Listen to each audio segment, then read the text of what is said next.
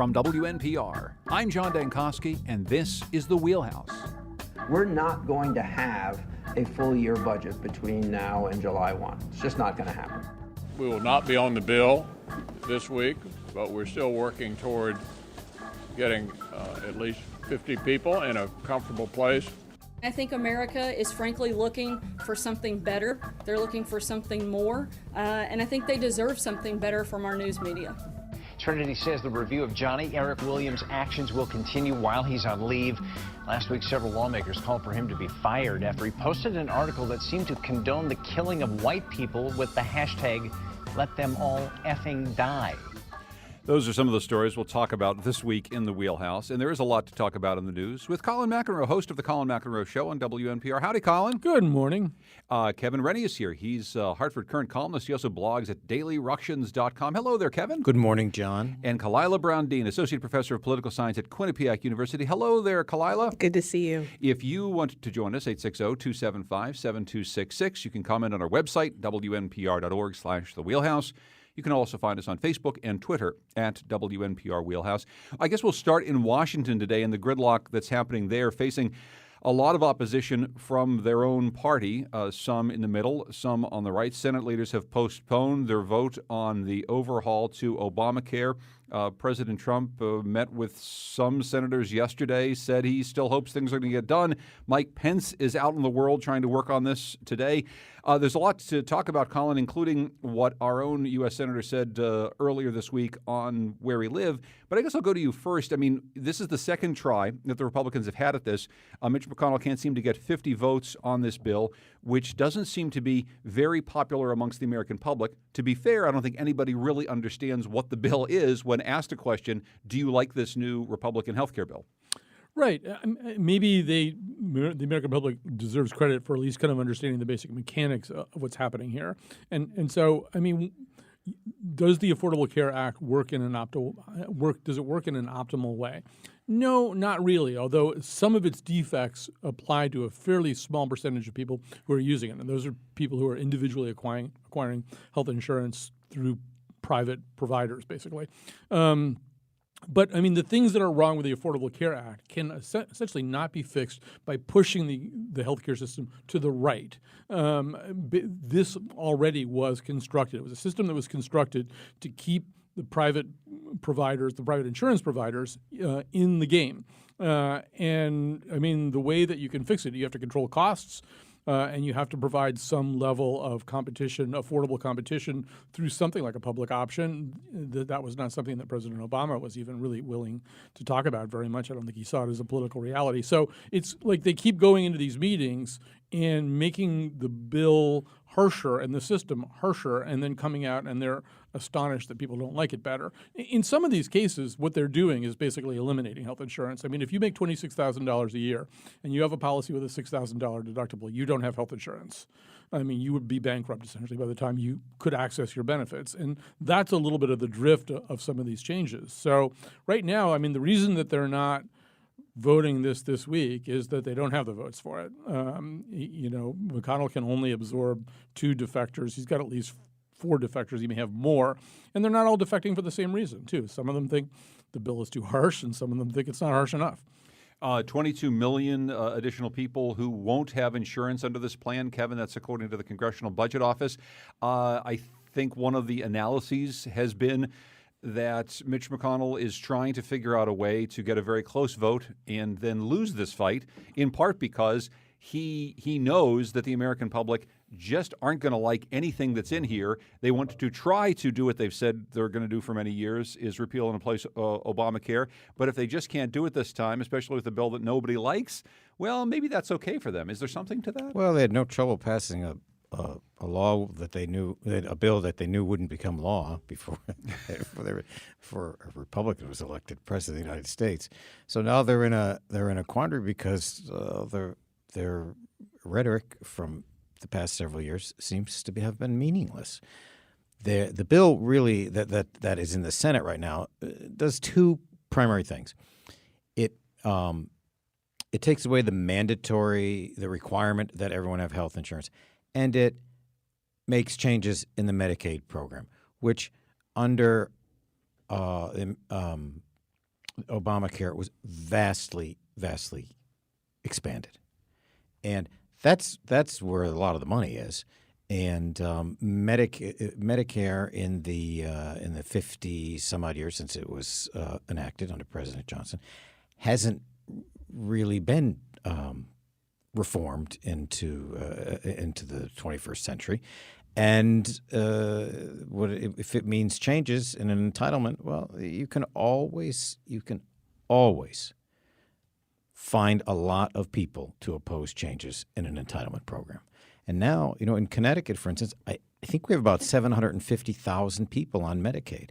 And at some point, we're going to have to ask ourselves, in a state where there is no economic growth, how do we keep financing these expanding programs? And essentially what this plan would do, Kalila, is it would, if it cut back on the amount that the states were getting for that Medicaid expansion, it would mean that our state, and we're going to talk about this in just a little bit, which doesn't seem to have two nickels to rub together, would have to front the costs for that Medicaid expansion on their own. It does provide service for an awful lot of people. Of course, one of the things that's often said is, look, we're going to provide service to these people one way or the other. If you don't have health insurance and you just show up because you got a toothache at the emergency room, that's going to cost us a lot of money.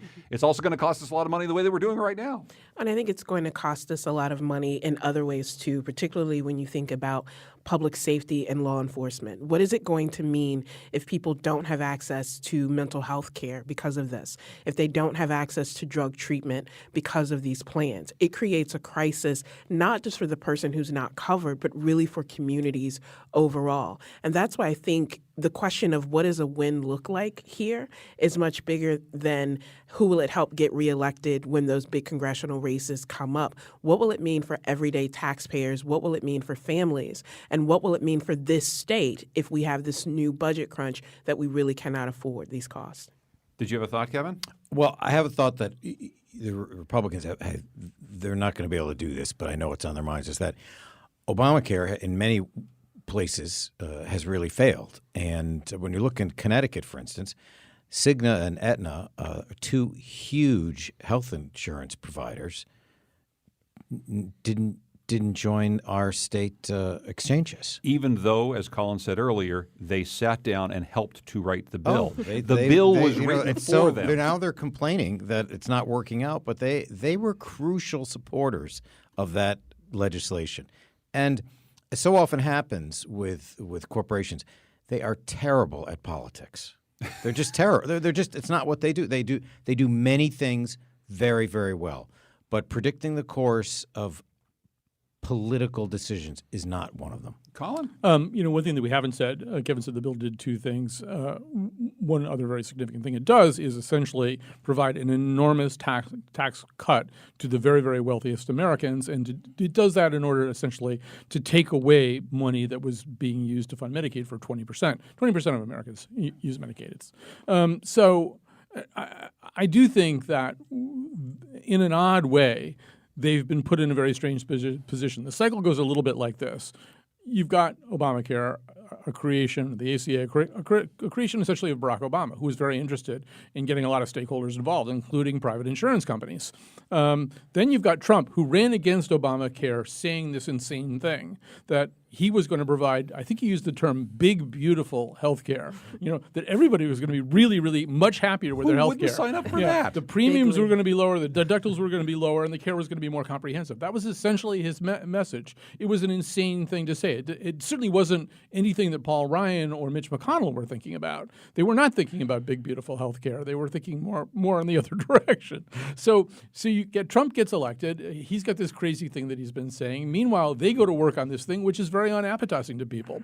Now they're in a position where, as you say, either they basically take a dive, right? They arrange to sort of get knocked out in the third round. So they don't have to own this thing. They won't pass it. But they can say, well, we tried to repeal and replace and various things happened. So they don't have to run on having done this. But I would assume in 2018, a lot of them are going to have to run on having participated in this effort, which I think, even though the people's understanding of it is very crude, they can get the thing I just said, which was the very wealthiest, really kind of a fraction of the wealthiest 1% of Americans were going to get this incredible tax bonanza because they didn't feel like paying for Medicaid anymore. And I think that's the Democrats are terrible campaigners too, and they'll do a lousy job of getting this message across. Well, and one of the reasons maybe the Democrats have done a terrible job campaigning on this, Kalila, is the conservative Republican message, the one that is holding up this vote right now in part, has always been that there's a belief that health care isn't a right, that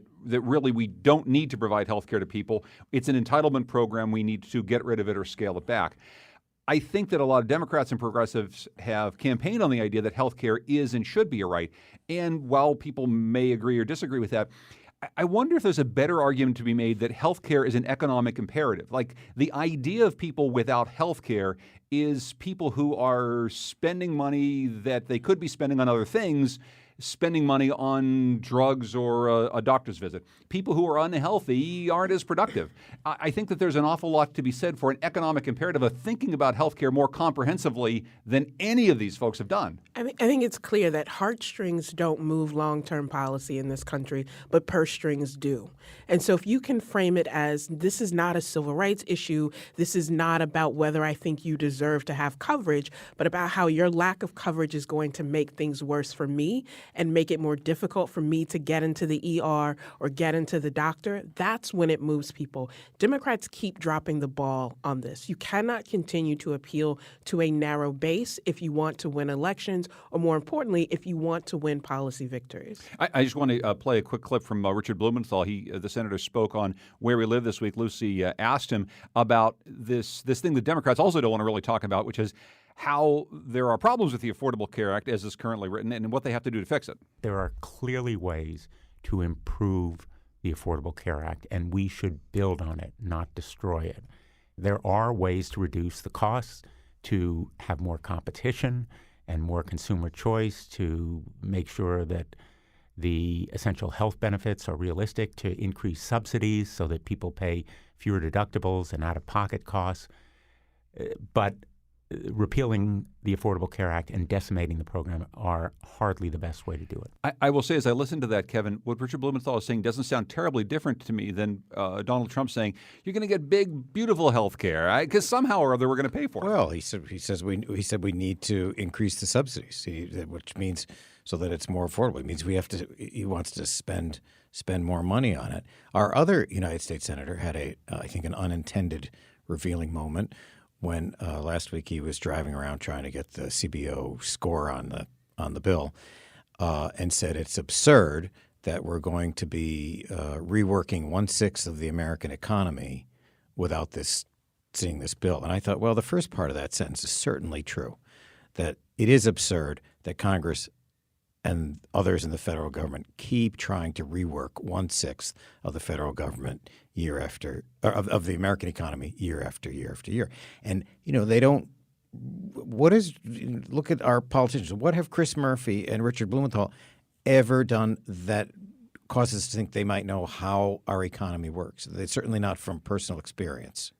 Colin, a quick thought. If they are going to pass it, they're going to have to direct some special bonuses basically to some of the fence-sitting senators. Oddly enough, one of the areas that this might involve is opioid treatment, which is a major concern for some of the less persuaded senators. So you may see targeted relief on treatment for opioid addiction and related problems going to certain states. Which is how it passed in the first place. Right.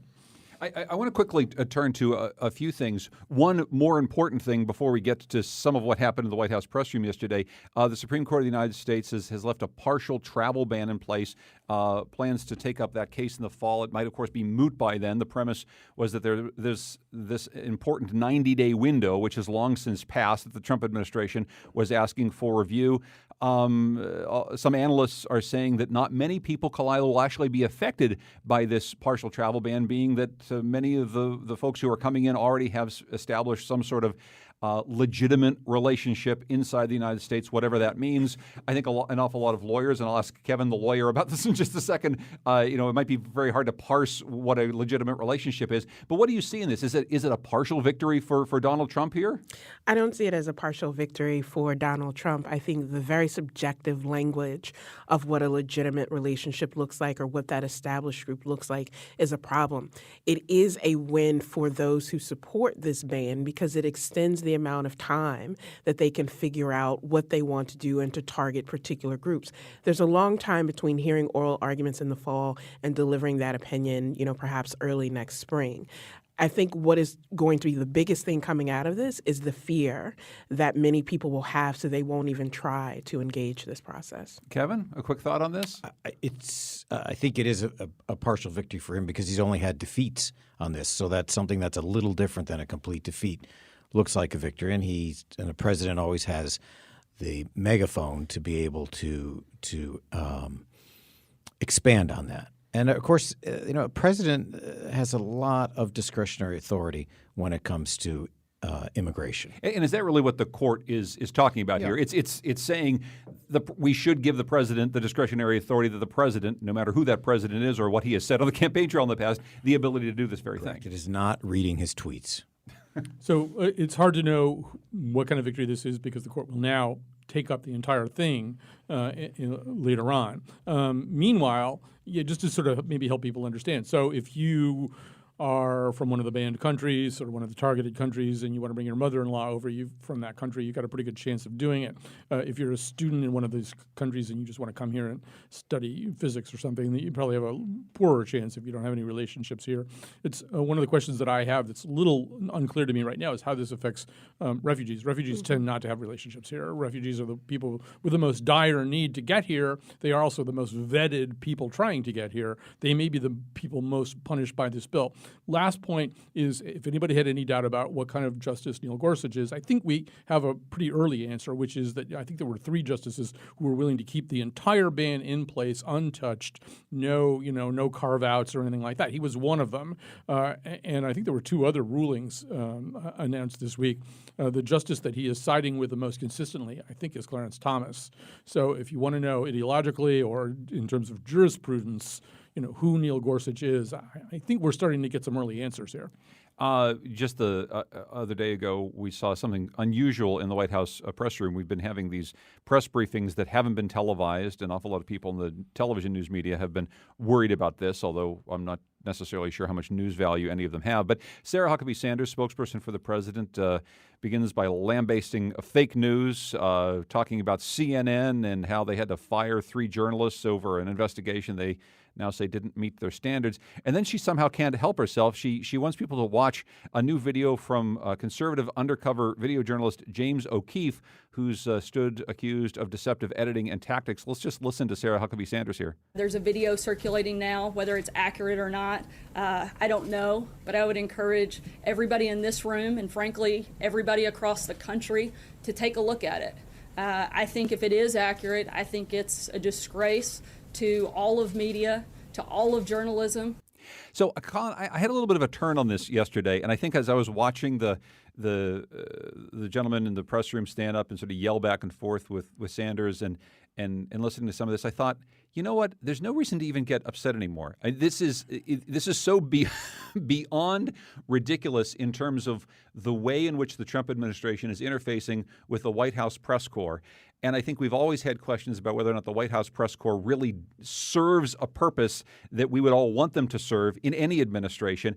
I don't know. Is this something that we should really be paying attention to, or is this just more of the circus, the theater? It's the first thing. We should be paying attention. And just very quickly, so this all happened within the context of CNN, apparently pretty badly screwing up a story about the Russian ties and the Russia investigation. It's one of the reasons why, although these days they have this bizarre policy of not allowing cameras in for the White House briefing, this is a capricious policy which they feel free to adjust at their whim. And since they were going to be spanking CNN, they decided, let's bring some cameras in here. I actually, the phrase that jumped out at me from Sarah Huckabee Sanders is, there's a video circulating now.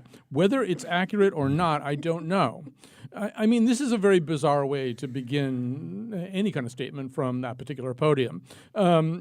I think what you're seeing now, what I think this portends, is a much more broad assault on the press. And that sort of, whether it's accurate or not, I don't know, is a very characteristic attitude of the Trump administration. David Fahrenthold yesterday reported that in 5 of Donald Trump's country clubs, there's a framed picture of Donald Trump on the cover of Time magazine in 2009 with Time magazine on that cover touting Donald Trump's many accomplishments on many fronts. It's a complete fake. There is no such Time magazine cover. That is not a Time magazine cover that ever appeared. And so it's sort of like, but it's as good as it might as well be. Why not, fake a Time magazine cover and frame it and put it in 5 of your country clubs? I think at a more serious level, what you're going to see, and having CNN screw up something like this is not helpful, is you're going to see a massive assault on the press. Sarah Palin yesterday or this morning maybe announced she is suing the New York Times for defamation on a story where, in fact, the New York Times made some mistakes, did some retractions.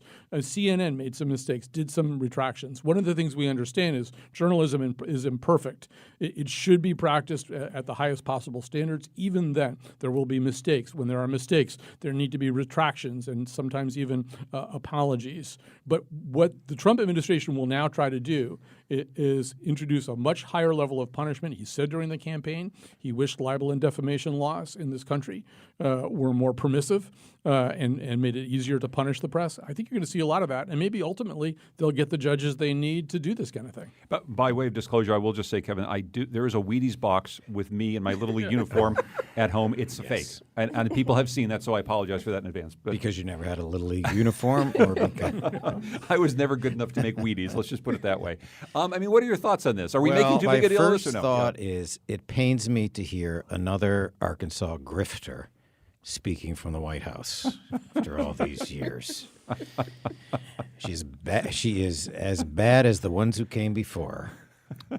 And I think we're in a time where we simply cannot believe anything that comes out of the podium in the White House press room. Well, and also, I'm sure she's probably not going to have much to say about that tweet about the recording of James Comey's conversation with Donald Trump that he had to admit to a congressional committee. Who just simply don't exist. Yeah, and some people thought was his talking about that tape was meant to freeze out James Comey or chill James Comey. I think that part of the problem I have in watching all this, Kalila, is we when we hear her say, whether or not it's true, it gets back to something we've talked about over and over again. I mean, the guy who runs InfoWars, whose name I don't even want to say anymore, has the ear of the president. And, people like me and Colin who do this work professionally find that just noxious beyond belief. However, there is this increasingly divided America. I think that the poll that came out this morning that NPR and Marist did with PBS that showed a lot of bad numbers for Congress, for the president, it shows something really key, which is that the Arkansas person that Kevin was talking about is playing directly to a Trump base, which I think we got it at around 35 to 37%. That's what I think a lot of people thought it was before the election, and that's pretty much what it's getting right down to now. But as long as he keeps talking to that base and using the podium of the White House to talk to that base in this way, the press is terrible in all ways. I mean, we're gonna keep getting this, whether we like it or not. I think it legitimizes what the base has been saying for quite some time, and we're starting to see these spillover effects with people across the spectrum saying, "Well, yes, I agree, the press is wrong on this." But I think it's even more dangerous to play so hard and loose with the facts as the spokesperson for the White House on this. It's akin to showing a murky picture of the Loch Ness to say this is why we need increased funding for maritime security. Because this then justifies all of the people who say this is why the First Amendment shouldn't be absolute and why the press becomes a problem. Make no mistake, the press should play an important role and function in our country. Hopefully this will lead those organizations to say we have to focus on being right and not necessarily being first on a lot to issues. Yeah, they got to get this stuff right. CNN didn't exactly help anybody's case this week. That's true, but we're living in a time where even when you are right, this criticism is as ferocious. And Colin? Yeah, I mean, I don't have another thing to say about that other than watch this relationship develop and watch the lawsuits. The lawsuits are going to come fast and furious. So there's an attempt being made to delegitimize the press. That's what Sarah Huckabee Sanders was doing yesterday, and you're going to see a lot more of that. Colin McEnroe hosts the Colin McEnroe Show on WNPR. Kevin Rennie writes dailyructions.com, and he also is a columnist for the Hartford Courant. Kalila Brown Dean, associate professor of political science at Quinnipiac University. When we come back, what's going on at the state capitol? More gridlock there. That's coming up next in the Wheelhouse.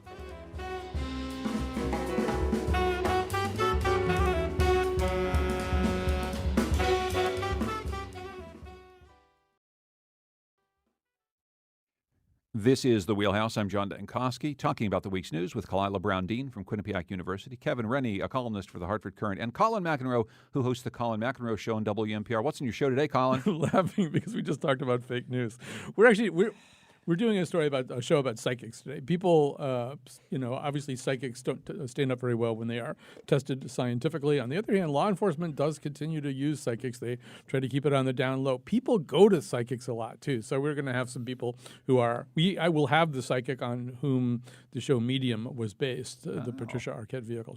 Her name is Alice Dubois. She'll be with us, but there will also be some people, some skeptics, shall we say? I asked you what was on the show today, but I knew it all along. Right. Actually.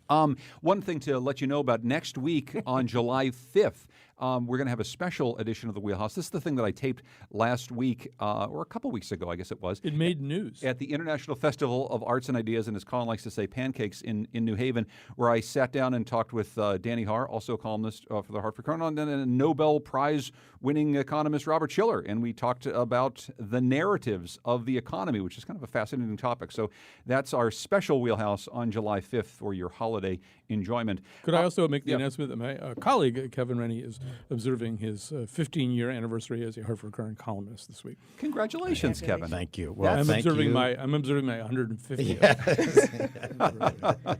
Well, and maybe at the end of the segment we'll talk. Go ahead. I will never reach Colin's I know this benchmark. is There's no longevity in my We should family. do a show just about how long running his column is, which is a whole different story. We will talk about Kevin's column in just a bit about maybe who's running for governor this year. Let's actually listen to the current governor talking about what's happening with the state budget right now.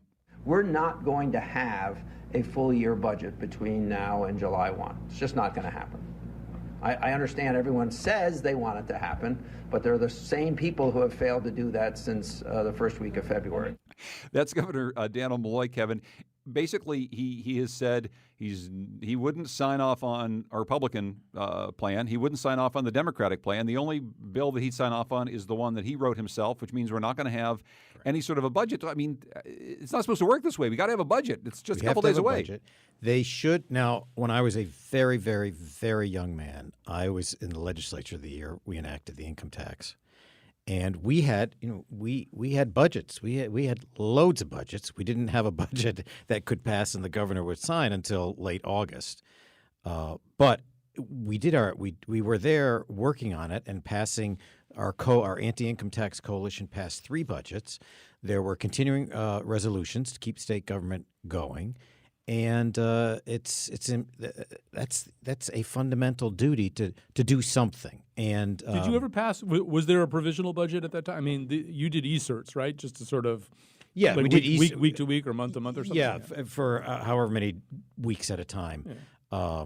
And then as they got closer to having enough votes to pass the income tax, they turned the screws. The Weicker people turned the screws and.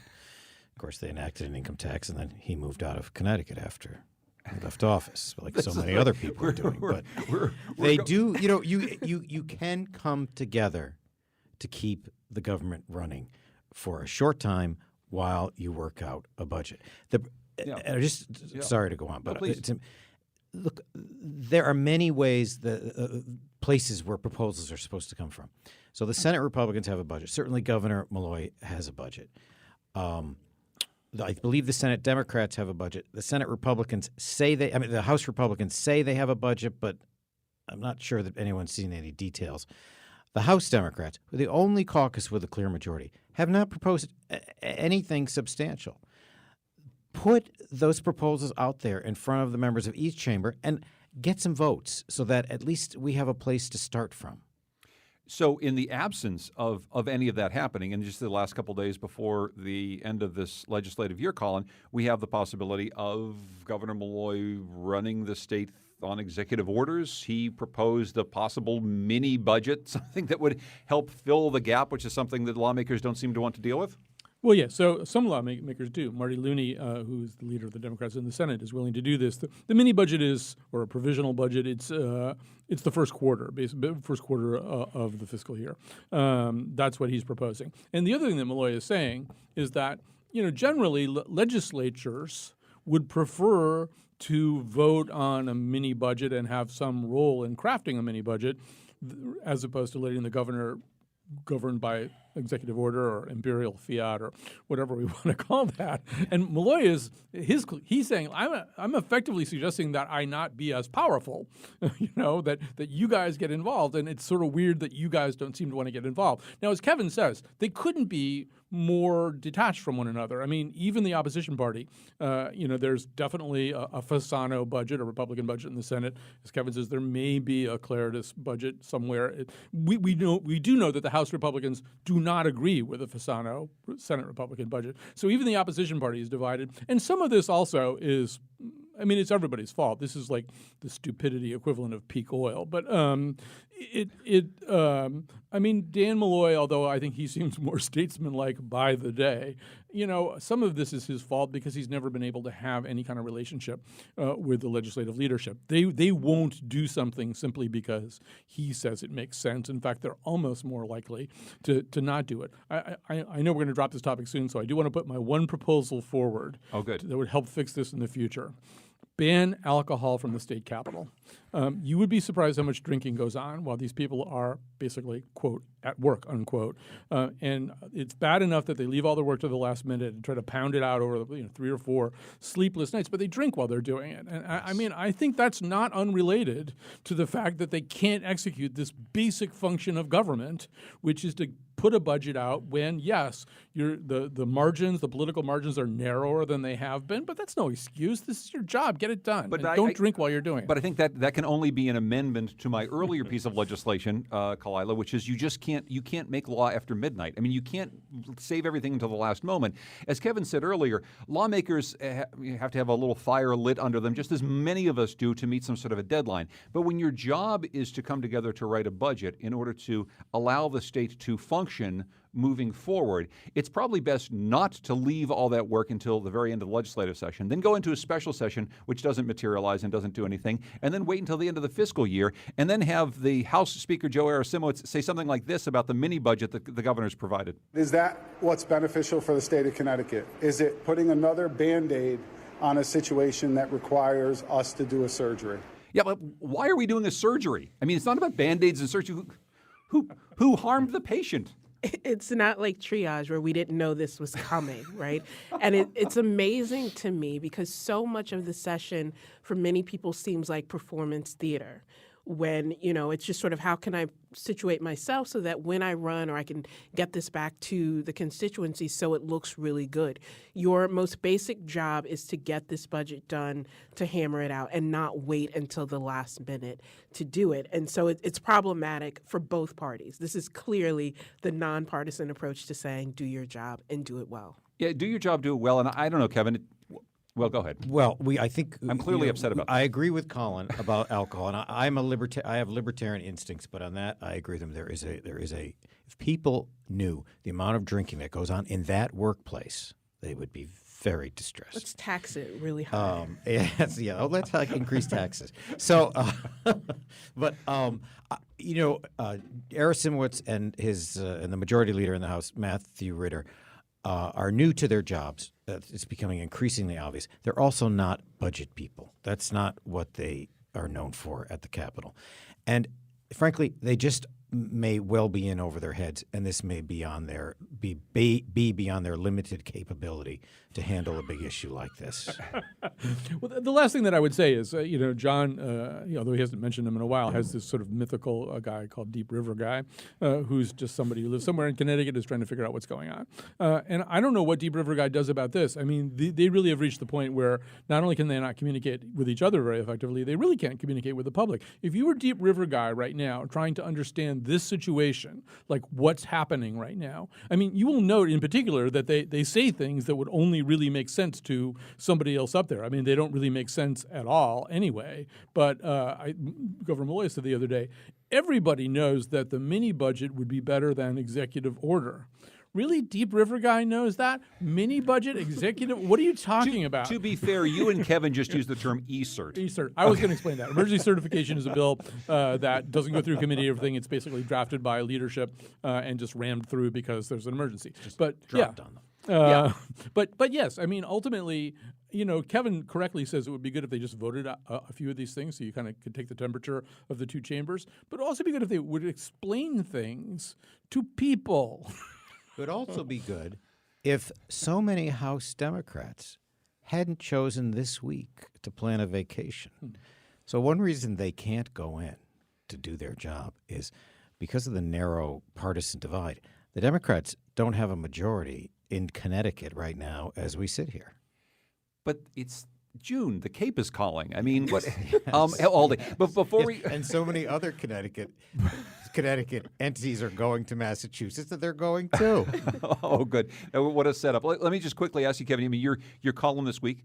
Congratulations on your 15-year anniversary. Plenty of candidates for governor. No ideas. I mean, this all fits into the middle of this. We've got, as Colin said, a governor who, now that he has stepped away from the idea of running for another term, is certainly sounding more statesmanlike and is able to step into a different sort of role. Well, I mean, just by comparison. Just by comparison. But I mean, what do you think about the possibilities for who replaces him? Well, I just think, I ran for office 6 times, and I was thinking that if I were a candidate for governor or working for a candidate for governor, I would see this budget stalemate as an opportunity to put some of my ideals forward in an aggressive way. So we have all these candidates out there, and none of them seem to be offering solutions to a problem each one would like to be in charge of solving in 18 months.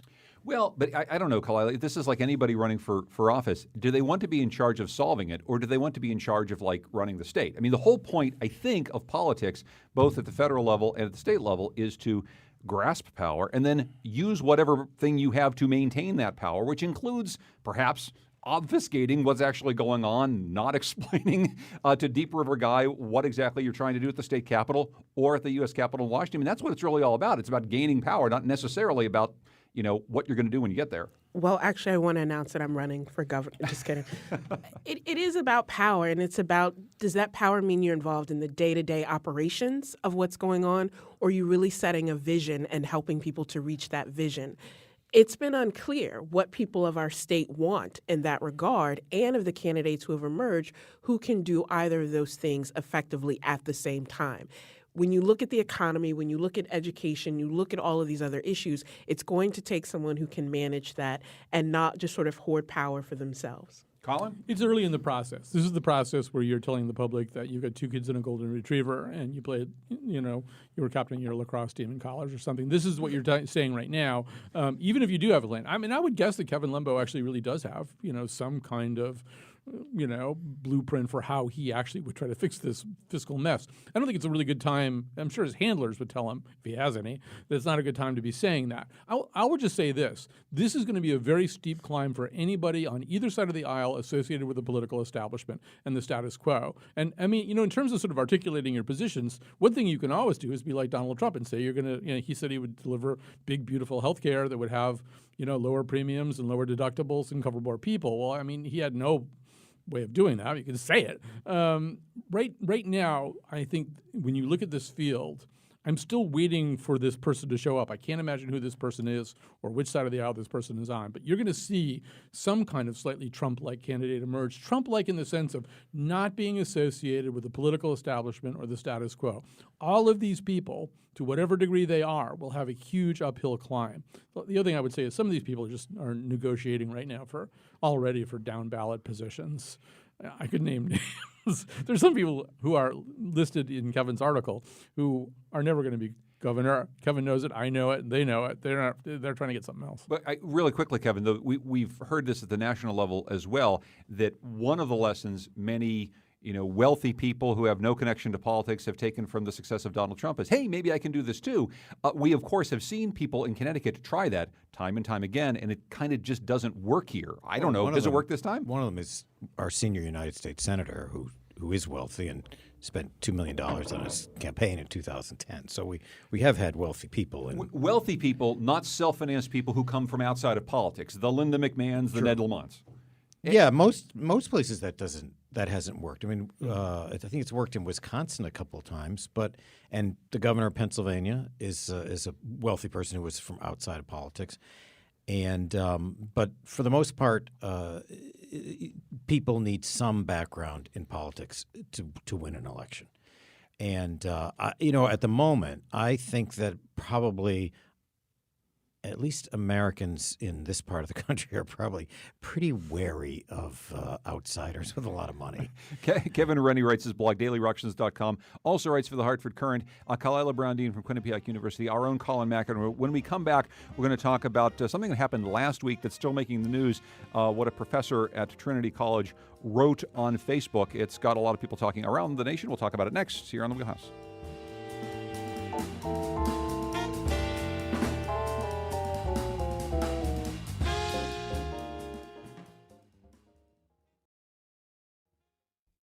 This is The Wheelhouse. I'm John Dankosky. We're talking about the week's news with Colin McEnroe, Kevin Rennie from dailyructions.com and the Hartford Courant, and Kalila Brown-Dean from Quinnipiac University. And Kalila, you've been doing a series of specials for us we're calling Politics Unusual, and we're going to air one next week on July 4th at 9 o'clock. And it's a really interesting conversation. Tell us about what it is. So it's about a collection of organizations that are called the Divine Nine. And they are historically black fraternities and sororities, but they're not exclusively black. So we'll look at how they're not your typical sort of Greek life when you think of that. How are they involved in issues of social justice? How are they connected to movements? So people like Senator Kamala Harris, Congressman John Lewis, Martin Luther King Jr., and even Eleanor Roosevelt were members of these organizations. And what we talk about on the show next week is how they are managing conflicts on college campuses surrounding things like race and racial identity, but also navigating that in the broader society. So it's quite timely. And it's really interesting, too, with all that we're talking about around race on campus, the way in which people talk about race on campus, but also the bad rap, in some cases rightly, that a lot of fraternities and sororities get on college campuses. This is a timely conversation, I think. It is. And so these organizations are founded based on service. And so you have these chapters around the world in places like Dubai, in Tokyo, Liberia, and here in the U.S. And so they're really pushing back against that notion that Greek life is all about excessive drinking and people behaving badly in college. So we talk about how that's different and in what ways it can be a model for other organizations. Second time we've talked about excessive drinking on the program today. So that's next week on July 4th here on WNPR. Something happened last... May I just say, I'm so happy to be on a program where someone mentions Eleanor Roosevelt. I'm just very. It doesn't happen everywhere. Trinity College has placed on leave a professor, Johnny Williams, for some things that he wrote on Facebook. He was posting another piece that was on Medium with some inflammatory language on it. He used, as we said earlier in the program, an inflammatory hashtag. It caused an awful lot of people in the right-wing media to share this story widely.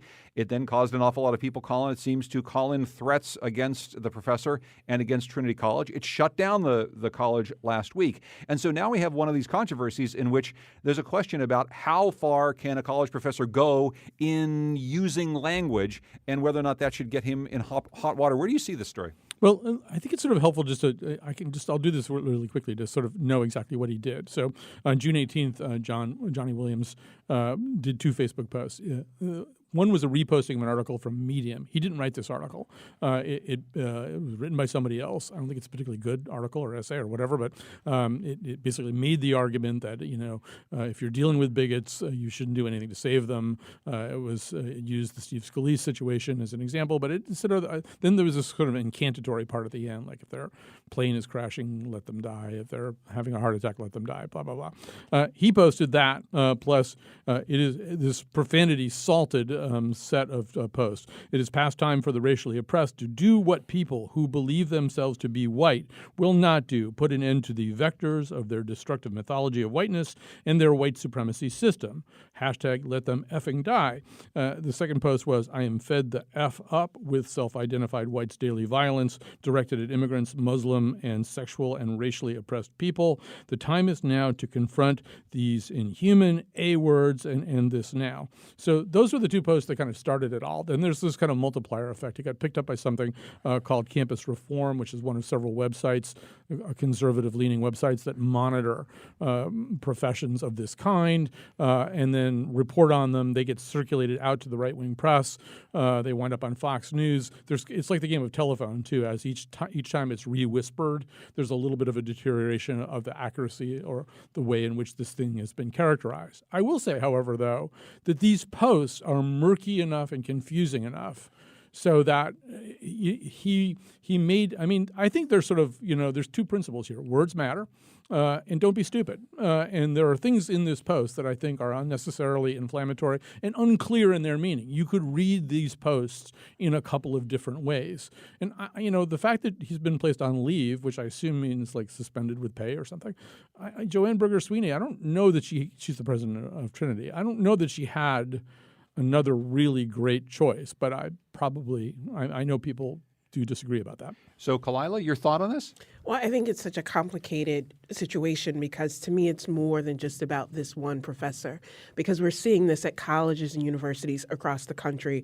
The University of Delaware has fired one of its professors. Essex Community College has fired a professor for making comments in a similar vein.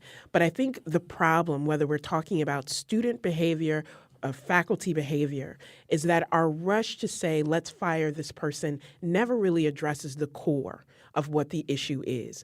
And when colleges rush to sort of sweep these things under the rug and move on to the next story, we become so reactionary that we never get to a place where people can really engage difference in a meaningful way. And instead we retreat because we don't want the label of being racist or the label of being insensitive and intolerant without ever addressing the core of people across the spectrum of why they feel the way they do and what we can do to address that. So in the vein of what Colin was saying earlier about words matter, I wonder if the line that gets crossed on a college campus is anything that has to do with die. It's not about the effing, and again, it wasn't the effing, that wasn't the word, it was another word, but it was about the die part. If you start to make something that sounds like a threat, then that sets off triggers at college campuses that aren't about, liberal snowflakes being worried about trigger warnings. It's actually a threat that people should be worried about in some cases. And there are certain things that are totally beyond the pale, and that is one of them. That hashtag